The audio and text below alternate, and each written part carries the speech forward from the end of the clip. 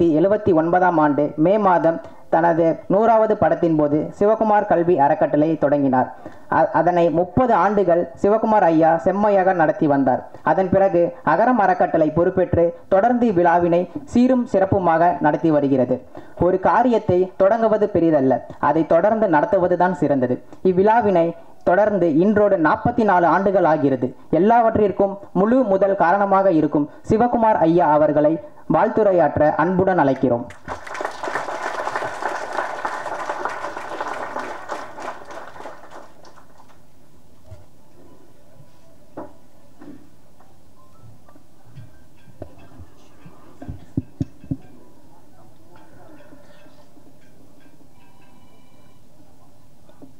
அகரம் foundation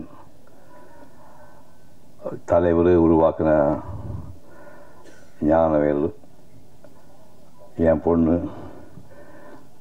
அனைவருக்கும் முதல்ல நன்றி தெரிவித்துக் கொள்கின்றேன். மீடியா நண்பர்களுக்கும் வந்திருக்கின்ற பெற்றோர்களுக்கும் குழந்தைகளுக்கும் பாராட்டுகளை தெரிவித்துக் கொள்கின்றேன். எங்கே ஆரம்பிக்கிறதுன்னு தெரியல. இந்த குழந்தைங்க கதையெல்லாம் கேட்ட உடனே எல்லா குழந்தை கதை கேட்கும்போது நெஞ்செல்லாம் அடைக்குது. பட்டு உங்களவுக்கு கொடூரமான கடுமையான சோதனையான வாழ்க்கை இல்லைன்னா கூட என்னுடைய வாழ்க்கையும் கிட்டத்தட்ட உங்கள் ஜாதி தான். இப்போ உங்களுக்கு நீங்கள் சூர்யா கார்த்தி அப்பாவை தான் உங்களுக்கு தெரியும். அவருங்கெல்லாம் பிறக்கிறதுக்கு ரொம்ப முன்னாடியே ஒரு 50 வருஷம் முன்னாடியே 55-60 வருஷம் முன்னாடி உங்கள் மாதிரி தான் நான் இருந்தேன். அதை பற்றி கொஞ்சம் ஆனால் உங்களவுக்கு அது உருக்கமாக இருக்காது, இருந்தாலும் அது கொடுமையான வாழ்க்கை. அதை பற்றி ஒரு 4 வரி சொல்லலாம்னு நினைக்கிறேன். எங்கள் அப்பா கருப்பா சேவப்பானவன் தெரியாது. நான் பிறந்து 10 மாதம் இருக்கும்போதே அவர் இறந்துட்டார். ஊரில் படித்தவங்க யாரும் கிடையாது, பள்ளிக்கூடம் கிடையாது. குடும்பத்தை காப்பாற்ற வேண்டிய அண்ணன் எனக்கு 4 வயசு இருக்கும்போது 14 வயசு பையன் பிள்ளைகளை செத்து போயிட்டான். திரும்பும் பக்கமெல்லாம் அரளி மரமும் எருக்கும் செடியுமா இருக்குது. எதுவுமே விளைய மாட்டேங்குது. ராகி சோளம் கம்பு விளையிறதுக்கு மழை பெய்ய மாட்டேங்குது. மழை பெய்யலைன்னா கூட எருக்கும் செடி அரளி கொட்டையும் தயாராக இருக்குது. புருஷன் போயிட்டான், குடும்பத்தை காப்பாற்ற வேண்டிய பையன் போயிட்டான். இந்த மாதிரி எவ்வளோ சைஸ் ஒரு அரளி கொட்டையை கொட்டி அரைச்சி ஆளுக்கு ஒரு ஸ்பூன் எங்கள் அம்மா கொடுத்துருந்தா கதை 1941 முடிஞ்சிருக்கும். அந்த பாவி மக விட்டுட்டு போனால இங்கே நினைக்கல.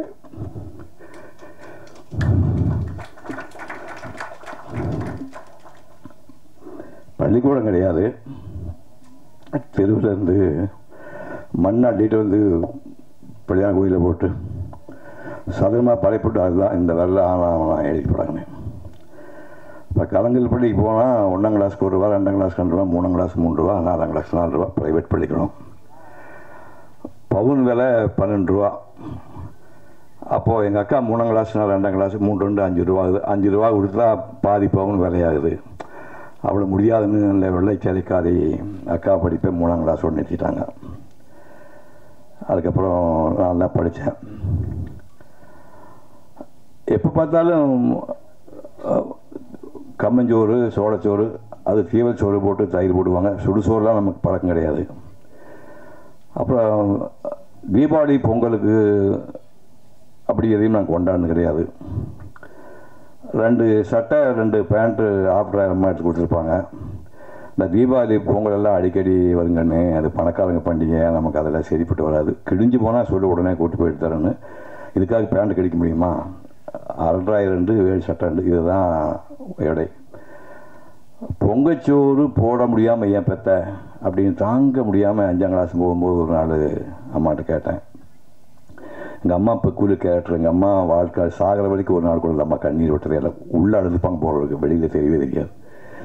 பையன் அவமானமாக கேள்வி கேட்டான்னு வெளியே சொல்லாமல் எங்கேயோ சமாளித்து ஒரு பிடி பாருங்க இவ்வளோ சாதம், இதை சஜா ஒரு சின்ன தூக்கு வச்சுற மத்தியான சாப்பாடு மட்டும் அரிசி சாப்பாடு ஸ்கூலுக்கு போகும்போது தான், சனியாக கிடையாது, அதை போட்டு கொடுத்தாங்க.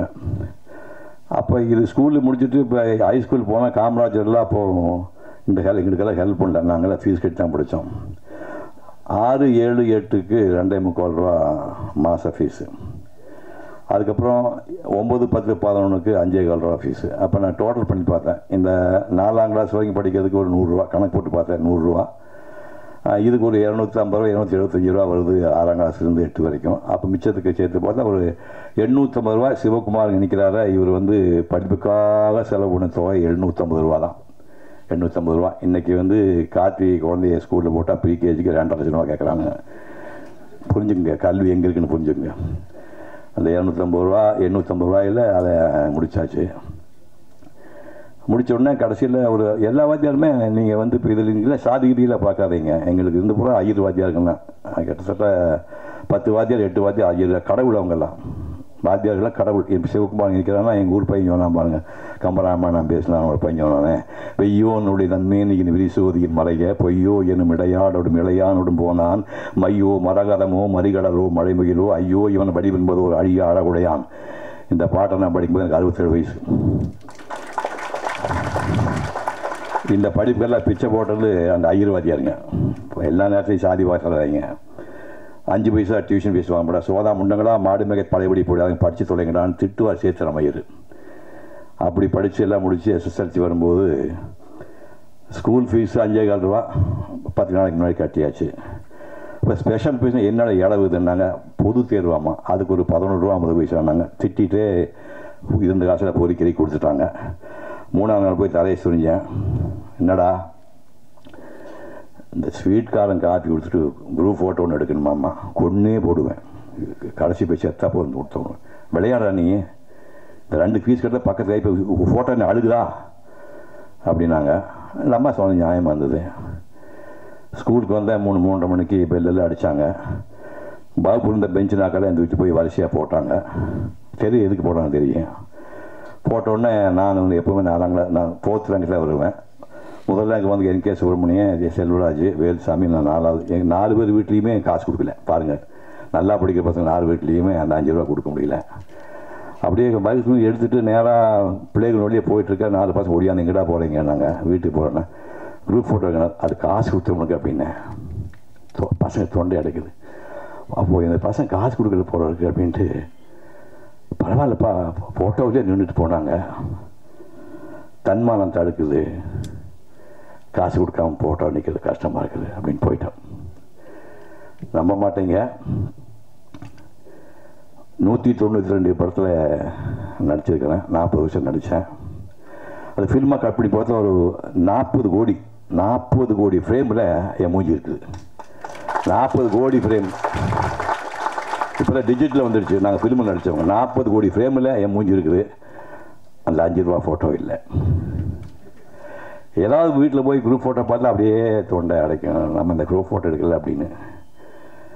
அப்புறம் அதனாலேயே அந்த ஸ்கூலுக்கு போகாமல் அப்படியே தள்ளிகிட்டே போய் நம்ப மாட்டேங்க. 1957 2007 50 வருஷம் கழிச்சு விஜய் டிவி கையெழுத்து முடியும். விஜய் டிவிக்காரங்க மீண்டும் பள்ளி போகலாம்னு ஒரு தொடர் பண்ணுற சார் அப்படின்னாங்க. ஓவிய கல்லூரி போகலாம். அது கல்லூரி சார், பள்ளிக்கூடம் போய் ரொம்ப வருஷம் ஆச்சுங்க.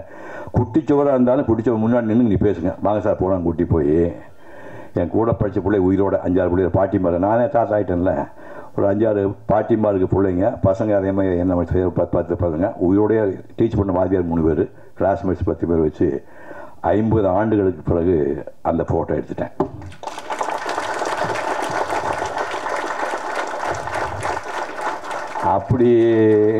அப்படி ஆரம்பித்து கோர்ஸ் முடிஞ்சு போச்சு. மேற்கொண்டு படிக்கிறதுக்கு அம்மா விட்ட வசதி இல்லை. ஒரு செங்குட்டைன்னு ஒரு குட்டை பக்கத்தில் ஒரு முட்டுக்கல் இருக்குது. சந்தை நாடு எல்லாம் புறப்பட்டு போயிட்டாங்க. அந்த கல் மேலே போய் உட்காந்துட்டு நம்ம மேற்கொண்டு படிக்கிறதுக்கு இந்த உலகத்தில் யார் காசு கொடுப்பாங்க? அவன் கொடுத்த நான் சாகிற வரைக்கும் நான் உனக்கு அடிமைன்னு காலில் விலங்கு ஒன்று போட்டு, யார் பணம் கொடுக்கல சூர்யா அடிமை அப்படின்னு அதை என்கரேஜ் பண்ணி காலில் விலங்கு போட்டுலாம் முடிவு பண்ணேன். யாரும் கிடைக்கல. அப்புறம் ஒரு புண்ணியவானை வந்து போடா நீ போய் படினான்னு பொள்ளாச்சிக்கு இருந்து ஹெல்ப் பண்ணார். பழையபடி அவர் போட்ட பிச்சினால் தான் சென்னை வாழ்க்கை எனக்கு வந்தது. 85 ரூபா மாதம் அனுப்புனார். 7 ஆண்டுகள் இந்தியா பூரா சுற்றி வாழ்ந்தேன். அது ஒரு வேறு வாழ்க்கை. அதெல்லாம் நீங்கள் யாருமே நினச்சி பார்க்க முடியாது. நீங்கள் எல்லாம் நீங்கள் அந்த குழந்தைகள்லாம் நீங்கள் நினச்சி பார்க்க முடியாது. திருப்பதிக்கு போய் படம் வரையும் போது கருட உற்சவம் ரத உற்சவ டைமில் மேல் திருப்பதிக்கு போகிறேன். மேலே போனால் மேல் திருப்பதி மட்டும் 1.5 லட்சம் பேர் இருக்கிறாங்க. சத்திரமெல்லாம் தங்கறதுக்கு இடங்கள்லாம் ஃபுல்லாகி போச்சு. கூட பார்த்து 2 பேர் நின்றுட்டு இருந்தால் கால் கடி இடறது. என்னென்னு பார்த்தா ஒரு படுக்கிறான் அடுத்த கால் கடியில். இந்த பக்கம் பார்த்தா ஃப்ரெண்ட் ஒரு டே சந்திரசேகர படுறான்னு சொல்லி அந்த சந்திலேயே அவனும் படுத்து நானும் படுத்து கூட்டத்தோட ஓட்டமாக 1.5 லட்சம் பேர் படுத்துட்டு காலையில் 4 மணிக்கு எழுந்து கைப்பம்பில் குடிச்சிட்டு ஓவியம் இந்த ஓவியம்னா இந்த புஸ்தகம் சூர்யா கார்த்தியால் அந்த புஸ்தகம் போடப்பட்டிருக்கு. அது இப்போ பெயிண்டிங் சிவகுமார் புஸ்தகம் போட்டிருக்காங்க. அந்த புஸ்தகம் வந்து இங்கே அப்போ நான் போயிடுவேன். ஆனால் அந்த புஸ்தகம் இருக்குது, அது பசங்களோட புண்ணியம் அவங்க பண்ணது. அதை பெயிண்டிங்காக சிவகுமார் தான் 7 ஆண்டு சிவகுமார் வாழ்ந்த வாழ்க்கையில் ஒரே அடையாளம் தான் அது. உங்களுக்கு கொடுத்தனாப்பா செல்வங்க டாக்டர் கொடுத்துருக்கேன். அது தான் என்னுடைய அடையாளம். அது 7 ஆண்டுகளுக்கு பண்ணி ஒரு 7,500 ரூபாயில் அதை முடிச்சிட்டேன். எனக்கு சீட்டில் கிளாபரம்பிங்க ஸ்பீடுலாம் சொல்லி கெட்ட வார்த்தை எதுவுமே தெரியாது. சீட்டு நான் முன்பும் திரும்பி பார்த்ததில்லை, கிளப்புக்கு போனதில்லை, டான்ஸு பார்த்ததில்லை, தண்ணி அடித்ததில்லை, பல மாமூல் தொழில் பார்வை தொழிலாளி வீடுக்கு போனதில்லை. ஒரே ஃபோக்கஸ் இந்த தொழில் ஒன்று தான். இப்போ படிப்பு ஓவியம் அப்படியே வந்து அப்புறம் நடிக்க வந்துட்டேன். 87 கதாநாயகி டூயட் பாடினேன். அப்புறம் தான் ஒரு அம்மாவோட வாழ்ந்துட்டுருக்கிறேன். நான் வந்து ஓவியனாக வந்து வாழ்ந்துருந்தேன். சிப்புன்னு சொல்ல சத்தியம்னு சொல்ல ஓவியனாக வாழ்ந்துருந்தேன். சத்தியமாக கல்யாணம் பண்ணிக்க மாட்டேன். நான் பிடிவாதமான ஆள். நீங்கள் நினைக்கிற மாதிரிலாம் சாதாரண சிவகுமாரில் பெயிண்டராகவே தொடர்ந்த மாதிரி சத்தியமாக கல்யாணம் பண்ணிக்க மாட்டேன். இந்த வயசில் திருவண்ணாமலை பார்த்து தாடியோட ஜடாமுடி தாடியோட குச்சியோடு இருந்திருப்பேன். அது காலம் ஏதோ மாற்றிட்டா நீ லாகிட்டேன் துரத்தி விட்டுறதுனால நான் சினிமாவுக்கு வந்து சினிமா நடிக்க ஆரம்பிச்சு அப்புறம் இந்த அம்மாவை கல்யாணம் பண்ணி குழந்தைங்க வந்து நல்ல குழந்தைங்களா பிறந்தனால மேலே நிற்கிறேன். புரிஞ்சவனுக்கு இங்கே உட்காந்துக்கு என் வயசு ஆளுங்க என் வயசு கம்மியாக இருக்கிறீங்க. நீங்கள் எல்லாம் உங்கள் வாழ்க்கையில் வெற்றி பெற்றதாக சந்தோஷப்பட வேண்டும் என்றால் உங்கள் குழந்தைகள் வந்து வாழ்க்கை சக்ஸஸ்ஃபுல்லாக இருந்தால் தான் உங்களுடைய செகண்ட் ஆஃப் லைஃப் நல்லாயிருக்கும். நான் வச்சுருந்தேன் 50 வயசுக்கு அப்புறம் நீ வேலை செய்ய முடியாது. கை கால ஓஞ்சி போய் எதுவும் முன்பு கேளுங்க. சூர்யா கார்த்திகன் என்னைக்காவது ஷூட்டிங்காக போகிறான்னு கேளுங்க. கிட்டே போக மாட்டேன். போது 40 வயசு நடிச்சது போகுது. கேமராவே பார்க்க மாட்டானுக்கு. அப்போ அப்படி இருக்கும்போது நான் மிச்ச காலத்தை எப்படி ஓட்ட முடியும்? நம்ம யார் சோறு போடுவாங்க? கைகால ஓஞ்சி போச்சு இல்லை. அப்போ உங்கள் பிள்ளைகள் வந்து வெற்றிகரமாக வாழ்ந்தால் தான். அதனால் குழந்தைகளை நல்லா வளருங்க. நல்லா கல்யாணம் பண்ணால் சும்மா புழுக்கூட்டமாக பெற்று போடுறதில்லை. குழந்தைகளை நல்லா வளர்த்துருங்க. குழந்தைகளை வெற்றி தான் செகண்ட் ஆஃப் வெற்றி. நேற்று இப்போ முன்னாள் பண்ண 81 வயசு நல்லா 81 வயசில் வந்து நான் திருக்குறள் பேசியிருக்கேன். 81 வயசில் ஒரு யாரும் வாத்தியார் சொன்னாங்க. அதெல்லாம் திருக்குறளை பார்த்து இந்த மாதிரி 1000 பேர் இருக்காங்க. திருக்குறளை வந்து கதை கேள்வியாக வாழ்க்கை நல்ல கதை வழியாக போராடி 3 வருஷம் போராடி வாழ்க்கை சம்பவம் வழியாக திருக்குறள் ஒரே வந்து கரெக்டாக 6:45 ஸ்டார்ட் பண்ணி 10:45 முடிக்கிறேன். 4 மணி நேரம் நான் ஸ்டாப் ஸ்பீச் 81 வயசில் பேசியிருக்கேன். புரியுது உங்களுக்கு? என்னுடைய குருநாதர் நான் வழிபடுற குருநாதர் வந்து சிவாஜி கணேசன் எம்ஜிஆர். இனிமேல் எம்ஜிஆர் அடுத்த ஒருத்தர் எவனை வந்து அடைக்க முடியாது. சிவாஜி அடுத்த இன்னொருத்தர் பிறக்கவே முடியாது. அவங்க 2 பேரும் குருநாதர்கள். ஆனால் என்னோட குருநாதர்கள் எல்லாம் 71 வயசுலையும் 72 வயசுலையும் போயிட்டாங்க. நான் 82 வயசில் பேசியிருக்கேன். அது பெருமைக்கு சொல்லலை. முதல் சொன்னால் ஒழுக்கம் சொன்னாங்களே, ஒழுக்கம். நாக்கில் காப்பி டீப்பட்டு இன்றைக்கி 65 வருஷம் ஆகுது. எத்தனை பேர் இருப்பீங்க கூடால? சத்தியம் பண்ணிங்க. இந்த குழந்தைக்கு சொல்கிறேன், நீங்களாம் பண்ண மாட்டீங்க. இந்த குழந்தைக்கு சத்தியம் பண்ணிக்கங்க. சாகு வரைக்கும் காப்பி சொன்ன சத்தியம் இந்த முன்னாடி சத்தியம் பண்ணிக்கணும். நாக்கு 1958 காப்பி டீ பெற்றது. அதனால் கெட்டுப்பாங்க இல்லாதும் பலம் நினைவாற்றல் யோகா பண்ணுங்க. எம்டி சம்பள காலை விட்டு வெளியே போகாதீங்க. இரவு வந்து 8 மணி நேரம் கட்டாயம் தூங்குங்க. புரியுது உங்களுக்கு? டயத்துக்கு சாப்பிட்ற பழக்கம் வச்சுங்க. அதிகாலை எழுந்துக்கிற பழக்கம் வச்சுங்க. ராத்திரிப்போ கண்ணு முடிக்காதீங்க. இந்த மாதிரி வாழ்ந்தால் உங்களுக்கு அற்புதமான வாழ்க்கை அமையும். பல்லாண்டு நீங்கள் எல்லாரும் வாழ வேண்டும் என்று வாழ்க்கை.